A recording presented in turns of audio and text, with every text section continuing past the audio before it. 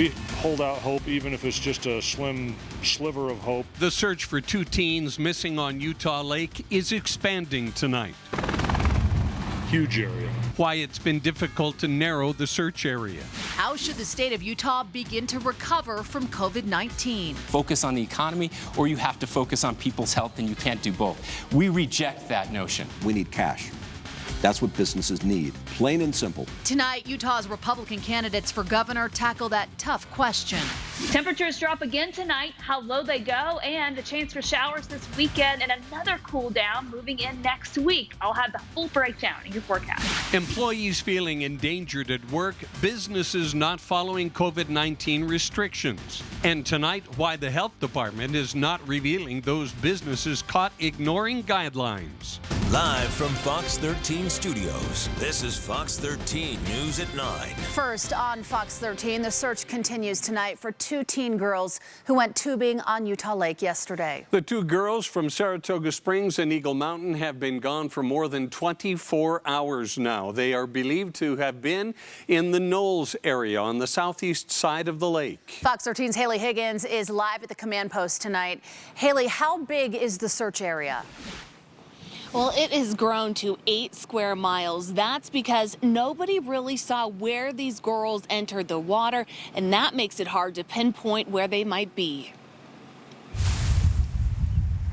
Crews searched tirelessly for Priscilla Bienkowski and Sophia Hernandez on the water and on the shore. Huge area. Crews believe the friends went out on the lake Wednesday afternoon, having purchased float tubes at Walmart. Yet strong winds picked up, capable of causing up to 8-foot waves. The water temperature, 57 degrees. The tubes were meant for a swimming pool and not the rough waters of Utah Lake. They certainly weren't stable enough to be used as a flotation device, says Sergeant Spencer Cannon. The thing that everybody, I think many people are thinking, is what nobody wants to say.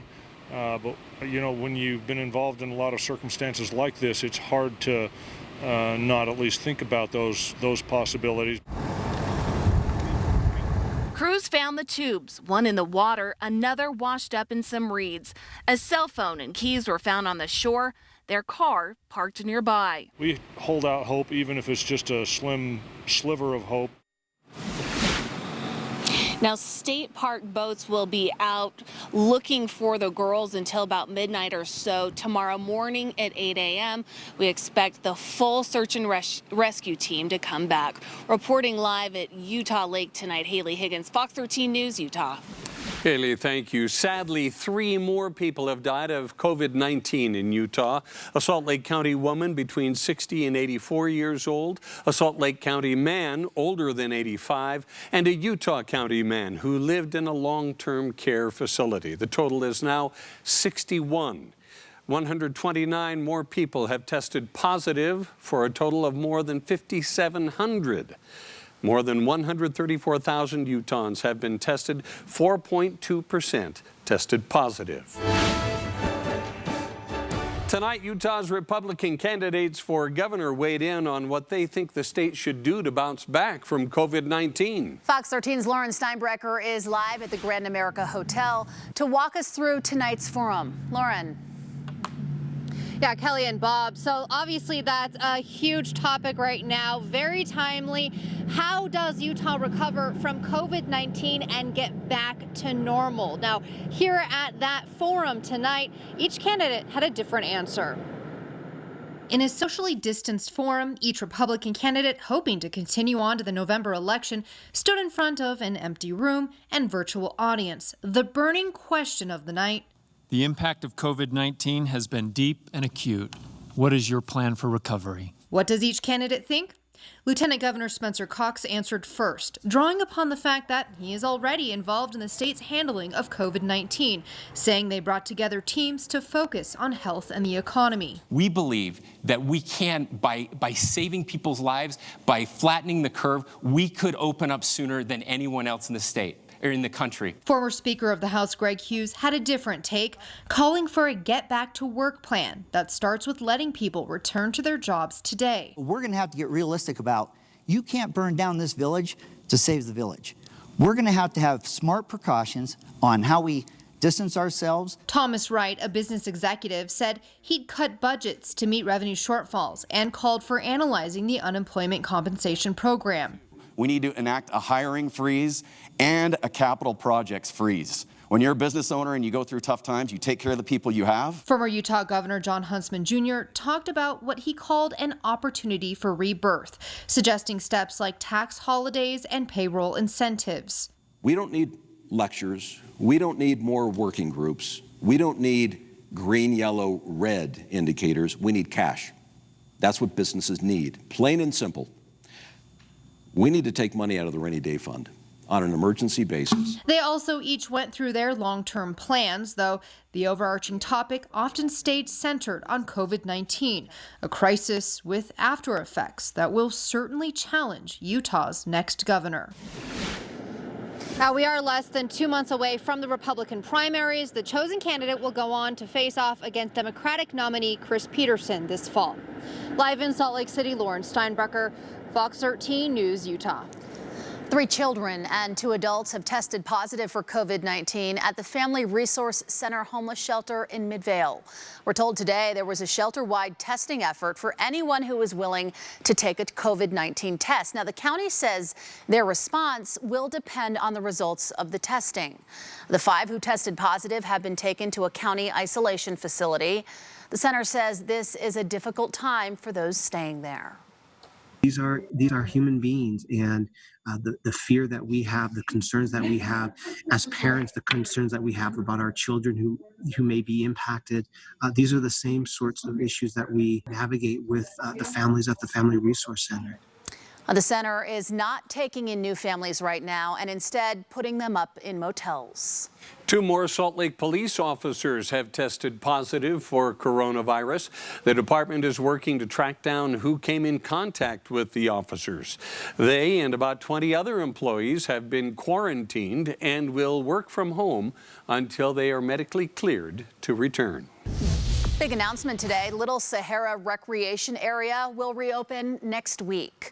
The Bureau of Land Management made the announcement on Twitter, saying the area will reopen next Wednesday, May 13th. The BLM will implement social distancing, also camping restrictions to keep all visitors safe. Little Sahara is awful lot like the desert itself. When are we going to see more desert-like weather, Kristen? Well, we're kind of seeing it right now because tonight we're going to have the temperatures that go way down after the sun sets. And then tomorrow we're going to see those temperatures go way up as we start to warm things up around here. So we are seeing some changes. It continues to be very dry as well. So there's your desert weather, Bob. As we go into the weekend, we will see some changes that may bring in some shower chances to change it up for the second half of the weekend. And I'll talk more about that coming up in my full forecast. Right now it's 52 degrees.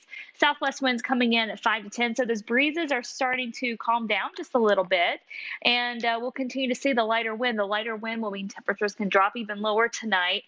So far, we're down to the 40s in Morgan, 50 in Draper, 52 in Lehigh, down towards Provo, mid-50s, and then Brigham City and Ogden still in the mid-50s, out towards Colville, still in the 40s though right now. And then as we continue to take an expanded view around the state, you can see we're still in the 60s in Moab, 63 there, 68 in Green River, down in St. George, a comfortable 76 degrees, and in the low to mid-50s from Milford down towards Cedar City. So temperatures are falling out there. They will continue to drop overnight, and we will see overnight lows down below normal. Skies will be mainly clear, a chilly start, but as I mentioned just a minute ago, we will have a warmer finish tomorrow. So the warm-up begins tomorrow afternoon. We'll keep it going through the weekend, but the shower chances will be moving back in, and there is going to be a change to the weather pattern next week. I'll have more on that in my full forecast. Coming up after the break. Just slowly, because there's all the end goal. Save that person. Video shows Utah Highway Patrol troopers saving a man on the ledge of an overpass. Hear from one trooper who hopes this story will help others who may be struggling. State leaders have access to extra money during a state of emergency, but how are they spending those rainy day funds? What we found coming up. Well, the videos keep rolling in, so we'll have another edition of Highlights from Home. Live from Fox 13 Studios, this is Fox 13 News at 9. Fox 13 News has obtained records showing what the state has been buying with emergency powers during the COVID-19 pandemic. Just after we started reporting on that spending, Governor Herbert weighed in. Fox 13's Ben Winslow has what he had to say. I believe there are legitimate questions that have been raised about various contracts that have been entered into by the state. Under a public records request, Fox 13 has obtained accounting sheets and contracts detailing what the state has been spending money on as it responds to the coronavirus pandemic. For example, as the state started ramping up the emergency in late March, state employees went to Costco and Family Dollar to buy disinfecting wipes for child welfare caseworkers. Corrections employees went on eBay to buy thousands worth of thermometers. No tech company is going to make any money off of this. But these contracts show some Silicon Slopes firms tied to the Test Utah site did get multi-million-dollar contracts with the state for their efforts in a public-private partnership. I stand by the collective decisions that have been made by our state's leaders. I think they've made their correct decisions with the best information they had available at the time in order to address our common goal of saving lives, saving livelihoods, stopping the spread of this coronavirus. All of this was done using what's called emergency procurement powers, meaning the state can spend what it needs to with no public bid or process. The governor told Fox 13 they've spent upwards of $90 million. Gloves or masks or much of this PPE, I don't have issue with that. Representative Suzanne Harrison and House Democrats have been scrutinizing some of the state contracts, particularly with tech firms. Are these services, apps, contracts really the best way to be spending precious taxpayer dollars? And is that the way to help struggling Utah families and small businesses? Here on Capitol Hill, the state auditor and legislative committees are planning hearings into state spending in the emergency. We'll cooperate with any legitimate inquiries. The governor told Fox 13 he'll continue the use of emergency spending, but it will be pulled back a bit. The situation itself necessitates quick action. And we've done that, and we've done it, I think, very responsibly. And we are still getting public records requests on what the state is spending your tax dollars on. These are hundreds of pages. We're going through them, and we'll continue to report what we find. On the Hill, Ben Winslow, Fox 13 News, Utah. Listen to these numbers. 3.2 million more Americans filed for unemployment last week. That makes more than 33 million filers from March 15th to May 2nd. Closer to home here in Utah, 13,223 new people filed for benefits last week. Close to 108,000 Utahns filed ongoing claims that are required weekly to continue receiving benefits. The director of the Division of Unemployment Insurance hopes the unique situation means these numbers will go down quickly. During the pandemic, what we hope is some of the restrictions have paused the economy, but as those restrictions are lifted, as we moved into the orange status, we'll be able to see a lot of people return to their former employer, and as quickly as they came on, they fall off the unemployment benefit.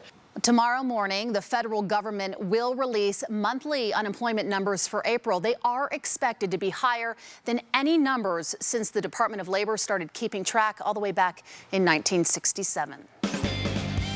Well, it's going to cool down tonight, but it's going to warm up tomorrow, Kristen. Oh, yeah.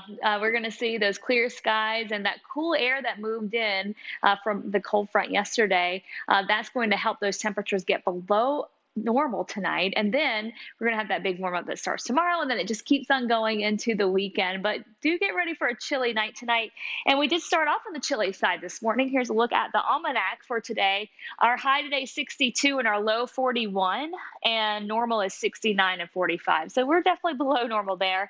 But our records for today will still stand another year. 89 the high and 27 the record low back in 1965.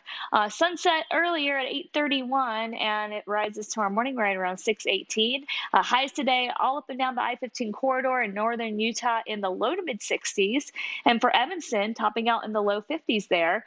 Down in St. George, we didn't make it to 90 today, but we'll try to do that tomorrow. We topped out in the upper 80s there, and then 60s down in Delta and Milford. Here's your hour-by-hour forecast for tomorrow, and you will notice the warm-up. So after starting off in the low 40s again, we'll basically start off just like we started off this morning. We'll start off the same way tomorrow morning in the low 40s, and then we'll climb into the upper 60s, close to 70 degrees tomorrow afternoon with lots of sunshine. Satellite radar showing mainly clear skies out there, so we don't have any showers in the forecast for the next couple of days, but some changes will move in for the second half of the weekend. So Futurecast showing Saturday looks beautiful for all of us. Lots of sunshine. We're warming things up, and we'll keep it nice and dry. Mother's Day Sunday starts off really nice, but then by the end of the day, we start to see some moisture increasing from the south and places like Beaver down to Cedar City, St. George, even out towards Ely. We may be looking at the chance for some shower activity Sunday evening. And then Monday, that just rolls up to the north, and so there will be the chance for some showers along the Wasatch Front and along the Wasatch back and back towards southwest Wyoming too, in the Uintas and the Wasatch Mountains. Right now, it looks like snow levels will be rather high, as this would be a warmer system. We'll keep on and off showers going through the day. Monday, Tuesday, we take a break, and then Wednesday, another system moves in, and this will be a cold front that will bring in shower chances Wednesday and Thursday, and could bring in some unseasonably chilly weather next week. So your forecast for tomorrow morning, in the low to mid 40s for the Wasatch Front. We'll start off below freezing for the Wasatch back down in southern Utah, temperatures in the 40s and 50s. As we go into the afternoon, low 70s from Ogden down to Salt Lake and Provo. Park City topping out at 63. It should really be a beautiful day tomorrow. Upper 60s to near 70 for Tooele, and down in St. George, we'll try to get into the upper 80s and low 90s down that way. Your 7-day forecast for southern Utah, we go to 92 on Saturday, 87 for your Mother's Day with a chance for rain late in the day. And then going into next week, there's that cool down Wednesday, a high of 78 in St. George, and back to the low 80s on Thursday. And then your 7-day forecast for northern Utah, low 70s tomorrow, mid-70s Saturday, and then 83 and partly sunny for Mother's Day.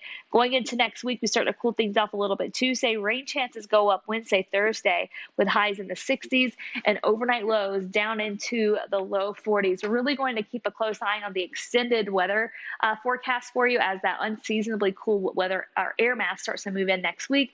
That could bring those temperatures down even lower than what we saw last night and tonight. We will keep you posted on that. But for now, we're gearing up for that warm up. So get outside and enjoy the fresh air. Many of you have reached out to Fox 13 News asking why the names of 2 Utah County businesses are not being released. The county health department says the companies defied COVID-19 restrictions, which led to nearly 70 people contracting the virus. Fox 13's Sydney Glenn is trying to get answers tonight. She joins us live from the Utah County Health Department in Provo. Sydney, a lot of people want to know which businesses those are. Absolutely, Bob and Kelly. So we asked the Utah County Health Department as well as the Utah County Commission chair why they aren't releasing the names of these businesses. They said because these businesses do not come in contact with the public, as well as medical privacy laws known as HIPAA and Utah statute, they're unable to release the names. Well, a lawyer we spoke with today says those reasonings don't apply here.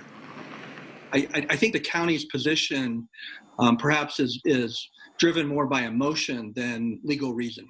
Legally, media law attorney Michael O'Brien says the Utah County Health Department should release the names of the 2 Utah County businesses accused of not following COVID-19 restrictions, leaving 68 people sick. After all, they were so troubled by it, they notified the public in this statement. Utah County Commission Chair Tanner Ainge disagrees. He says the names of the businesses do not need to be released. And obviously, I think all of us as residents in the county want that information to be treated confidentially. It's that's state health code, it's HIPAA compliance, that is a major priority. But O'Brien says this doesn't fall under HIPAA law or the Utah statute the health department is citing. The county refers to HIPAA and to a state statute that protects information on individuals who get the disease. And neither of those apply to a business. The epidemiology program manager for the Utah County Health Department says she is troubled by people's desire to know. One thing that I understand, but also I'm troubled about is the urgency of sometimes people wanting to know which businesses these are. She, along with Ainge and even state epidemiologist Angela Dunn, have assured people these are not public-facing businesses, so there is no threat. O'Brien says he doesn't even know what that means. Every business is involved with the public in some manner, and I think the public has a huge interest in knowing what happened here and how other businesses or their employees may have been exposed. But for now, legal or not, it looks like the Utah County Health Department isn't budging. When we've decided that no, it's pretty much a closed case, not closed like done, closed meaning enclosed, then we know we can actually identify who the contacts are and then notify those specific contacts. The Utah County Commission Chair, who you heard from in this report, says he doesn't even know the names of those businesses, but he says he does know that it's a manufacturing facility and a construction site. Live in Provo, Sydney Glenn, Fox 13 News, Utah. Sydney, thank you. Now, we checked in with some local health departments around the state to see how many complaints they have received about businesses not following COVID-19 restrictions. These numbers are estimates since mid-March, when restrictions were put in place. Remember, these are complaints and not proven cases. Salt Lake County has received about 700 complaints. Davis County has seen about 100. Weber Morgan Health Department has received 57. And the Southwest Utah Public Health Department has received 30. Utah County was unable to get us the number of businesses tonight. Still ahead, the shops at Southtown and Sandy have now reopened. What you need to know before you go. Plus, the COVID-19 pandemic is forcing farmers to dispose of much of their product, the solution they've found to minimize waste while helping others. Live from Fox 13 Studios, this is Fox 13 News at 9. The Church of Jesus Christ of Latter-day Saints is reopening some of its temples on May 11th. That's next Monday. The plans have several phases. Phase 1 allows temple marriages by appointment only under strict guidelines and safety precautions. Phase 2 has all living ordinances resuming with restrictions. Patron housing, temple clothing rental, and cafeteria operations will remain closed for now. Phase 3 allows for all ordinances with restrictions, and Phase 4 returns the temples to full operation. Here are all the Utah temples which will be part of the limited opening. To see this list again, go to fox13now.com. The Navajo Nation covers areas of Utah, Arizona, and New Mexico and is in desperate need of resources right now to fight COVID-19. Bud Frazier, you may remember, we first told you about him last month. He organized a small drive for family and friends suffering on tribal land, and people from all over the state have donated truckloads of supplies. Bud Frazier's Navajo Strong Group is still accepting donations. There's also a form that you can fill out requesting a care package for a family in the Navajo Nation. We can link you over on fox13now.com. Coming up after the break. UHP troopers find a man wanting to take his own life by dangling from a freeway overpass. Does he have a ledge? How long? How close? Tonight, video of the dramatic rescue and a message for anyone who may be in need of help. Their goal is to get food from the farm to your table. Is there really somebody out there that wants to help farmers and ranchers? A new campaign that's a win-win for farmers and families. Coming up, we'll hear from Jazz Sideline reporter Kristen Kinney. Plus, RSL back on the training field today. We'll hear from them after their return to the practice field. Live from Fox 13 Studios, this is Fox 13 News at 9. A Utah Highway Patrol trooper wants people to know about mental health resources after saving a man hanging off an overpass along I-215. Fox 13's Aaron Cox shows us the rescue in a story you will only see here. I was headed home when dispatched relayed a call about a possible suicide or jump. I knew I just had to get onto the bridge and see what I can do. Trooper Jake Gallegos was the first to arrive at the overpass. 40 to 50 foot drop. It was around 5 a.m. Troopers shut down traffic below. These are just split seconds. And you're trying to calculate, okay, does he have a ledge? How long? How close? Because there's an end goal. Save that person. The man began lowering himself from the overpass barrier. Hey, we're here for you too, man. But Trooper Gallegos and his crew were able to catch him. We all take an oath to protect and serve, and you don't realize how far you're going in certain situations. Since the pandemic began, UHP has seen a 80% increase in the amount of people they take in for mental health care. These feelings are really normal and really common in so many folks across the state. At the Uni Crisis and Diversion Center, they usually take anywhere from 7,000 to 10,000 calls a month. But the pandemic and earthquake has brought the highest amount of calls they've ever seen. People might say, I don't think I'm suicidal, or I don't think I'm in a crisis. That is the right time to call the crisis line. A reminder that there will always be someone there to reach out, whether over the phone or over the barriers of life. I'm glad he's okay. The statewide crisis line is 1-800-273-8255. If you or a loved one are in need of any help, no matter how serious you may think it seems, it's always worth a call. There are also so many other resources out there, and we're going to link you up to those on our website, fox13now.com. In Salt Lake County, Aaron Cox, Fox 13 News, Utah. I'm going to give you a few more of those resources right now. Take a look at your screen. If you or someone you know is experiencing thoughts of suicide, call 911 in the case of an emergency. Also, the National Suicide Prevention Lifeline and the University of Utah Crisis Line are staffed 24 hours a day, 7 days a week. Give them a call. They're completely free. The numbers are 1-800-273-TALK or 801-587-3000.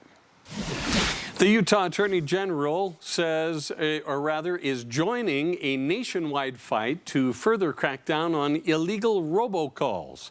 In a letter to U.S. Telecom, Sean Reyes and a coalition of attorneys general urged telecommunications providers to help increase enforcement against fraudulent calls. They are hoping to develop better robocall traceback and other tools for law enforcement. It's a really big deal. We're losing tens of millions, if not hundreds of millions of dollars as a state, billions as a nation to these illegal robocallers.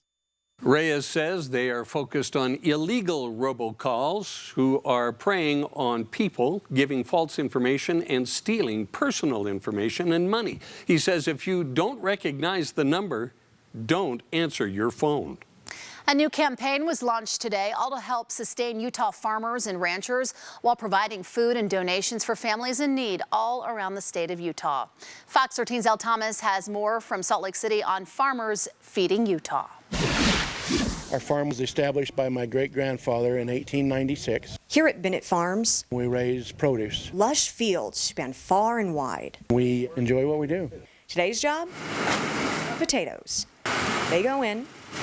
Slices come out, they're bagged and ready to go. This has always been part of the process. 2020 was supposed to be our year. But lately, things have changed. Farmers and ranchers across the state and across our country are in a tough spot. In the wake of COVID-19, agricultural markets took a dive, dropping 30 to 50% in the Beehive State. We work every day of the year to grow that product, and the thought of throwing it away or people not using it makes us really sick and sad inside. At the same time, food insecurity grew. Where we still have the same number of people eating the same number of meals every day, and yet the people producing that food are losing money, and we have people that are going hungry because they have food insecurity.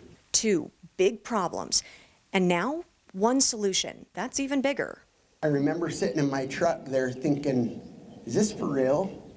Is there really somebody out there that wants to help farmers and ranchers?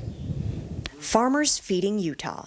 Is every dollar that's donated will go to a farmer and rancher in this state to buy their product to go to a family that's in need. Giving family farms just like this one a chance to keep growing.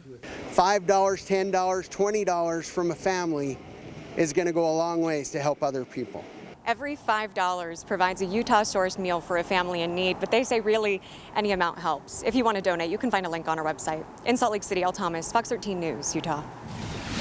More shopping malls are reopening in Utah. We'll show you what you can expect now if you go to the shops at Southtown Mall in Sandy. And finding ways to do business during the pandemic can be overwhelming. Still ahead, where small business owners can turn for help. You're watching Fox 13 News. Let's connect. Welcome back tonight, everyone. The shops at Southtown have reopened with new temporary hours. The mall in Sandy will now be open from 11 o'clock in the morning until 7 o'clock at night, Monday through Saturday, and then noon to 6 on Sundays. They also are setting aside an hour every Tuesday and Thursday from 11 a.m. until noon for seniors and other at-risk groups from now until June 30th. In a statement, the marketing manager for the mall says that in part that while the mall is open, individual stores and restaurant opening dates and hours may vary. She adds that they are taking additional safety and sanitation precautions to keep everyone as safe as possible. While not required, UTA passengers are being encouraged to wear masks when they use the public transit system. As part of Rider Appreciation Day, UTA offered free masks this morning. They want to thank everyone who has used public transit for essential travel during the pandemic. Staying afloat as a small business can be a challenge, possibly even more so during the pandemic. Up next, how a local program can help rebound.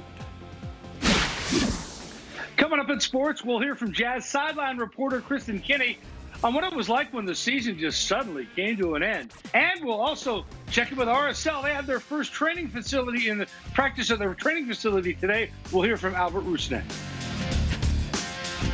Live from Fox 13 Studios, this is Fox 13 News at 9. The honking, horns, sirens blaring. It's really become a sound of solidarity and support during the COVID-19 pandemic. This afternoon, those sounds were heard loud and clear for Logan's school teachers. Take a listen.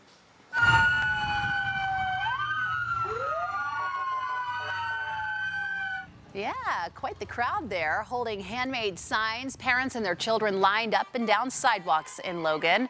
They were there to show their support as their teachers and administrators paraded through neighborhoods all over the city. We're all feeling pretty united and missing our teachers. We are. Yes. We've never been so grateful for our teachers. Yes, we are very grateful for them. I was really happy to see my friends and my teacher because it just made me happy. Oh, I bet it did. The teacher parade was led by the Logan City Police and fire departments. Getting back on our economic feet will continue to be a challenge as we rebound from COVID-19. Fox 13 News is a great source for information that can help. In fact, we all know small businesses have been especially hard hit during the past 2 months, and for business owners trying to figure out how to stay afloat and move forward, there is help.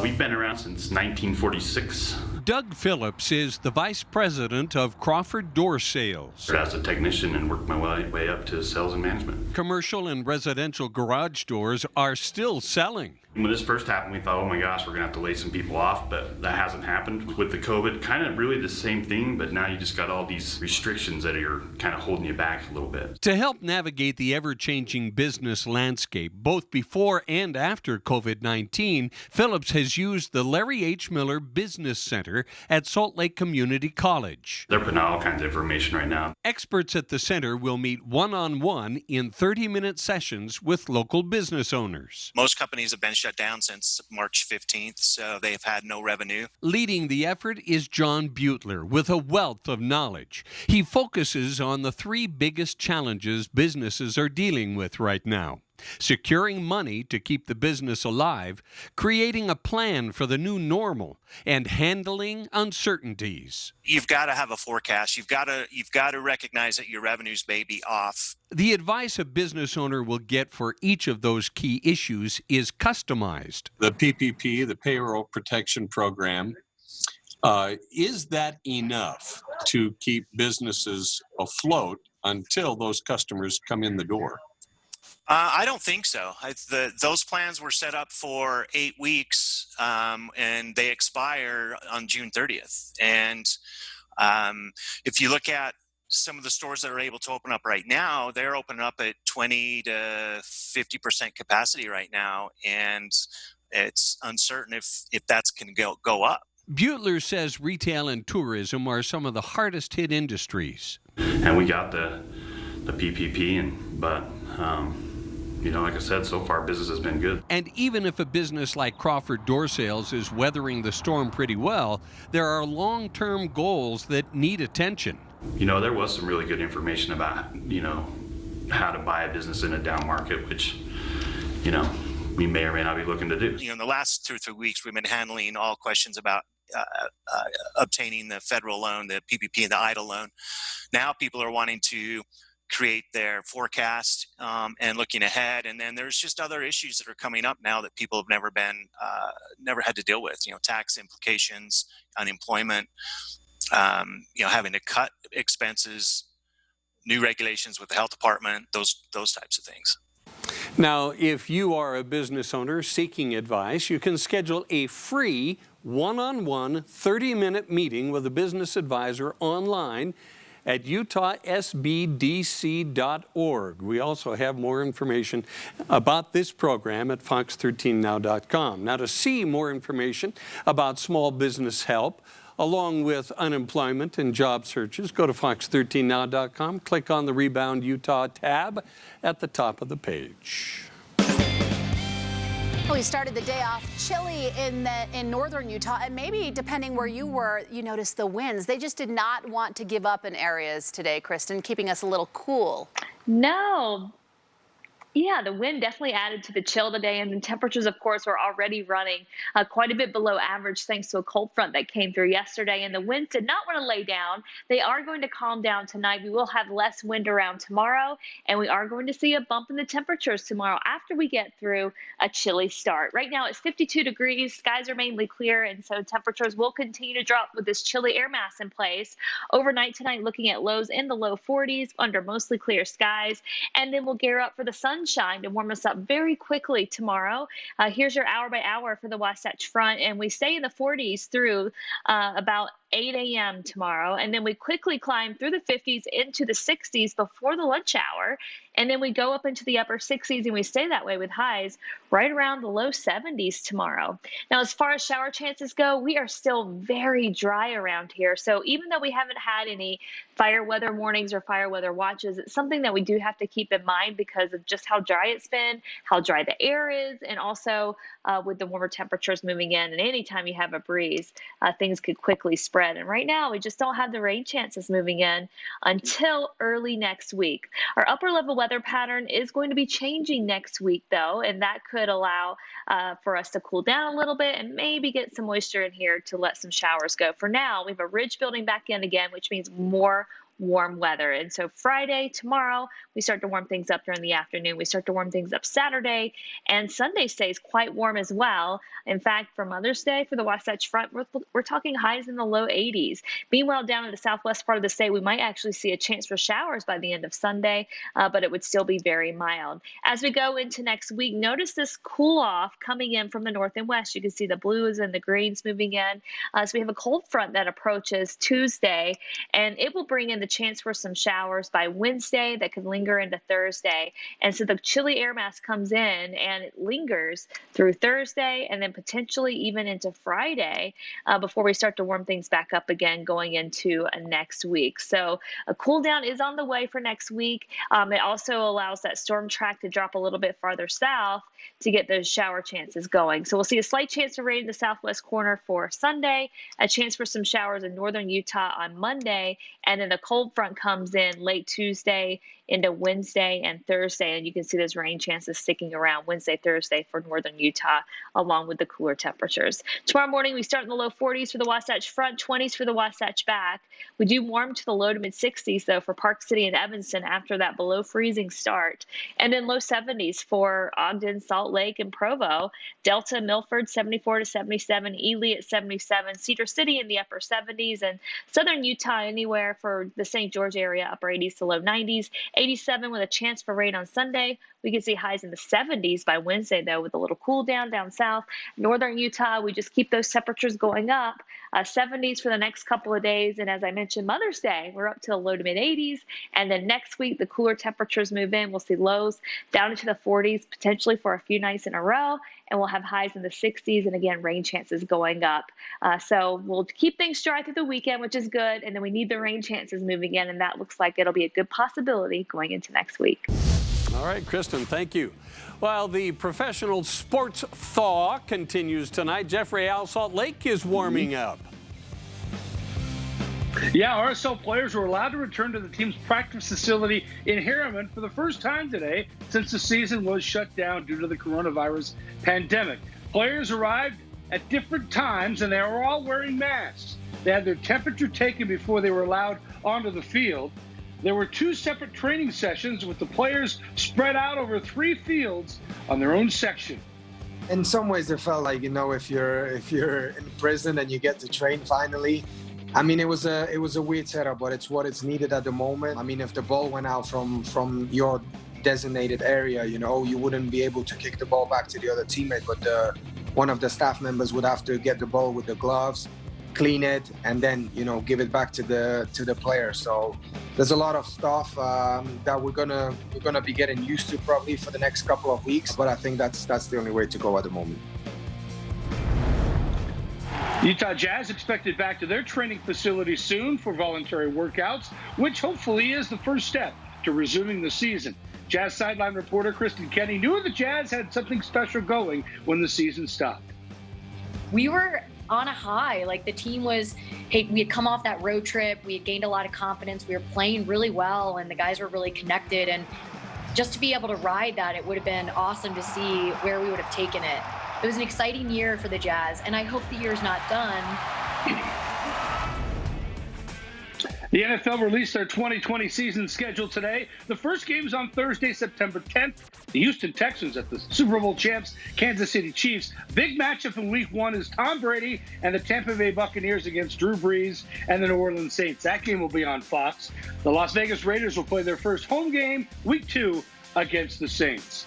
Well, it's time for you to be the star. Here's another round of highlights from home.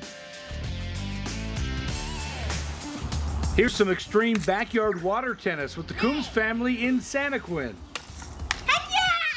How about this shot from Hunter Sanders over the house and the friendly bounce? This is Kensley Pershon catching air on that bike jump. Christy Lawson in this video, a dance-off with the girls, and the video bomb by Dad. No ice, no problem for Bryn Roberts of Park City. She's still training with the ice arenas closed, and she's really good. If you want to be on Highlights from Home, send your videos to sports at fox13now.com. We'll be right back. This is Fox 13 News. Finally, some fun in the sun for a 400-pound black bear. This is at the Oregon Zoo. Warmer temperatures in Portland had 10-year-old Dakota taking a dip in a giant tub of cool water. Dakota's really having a good time there. Splish splash. Yeah, the zoo's currently closed because of the pandemic, but the animals are still being cared for, and video of their time in isolation is now being used as a way to drum up donations to keep the zoo running. And Dakota is on candid camera there, having a great time in the water. He's going to need a bigger pool to work on that backstroke. You're probably right. Quick Cast is next.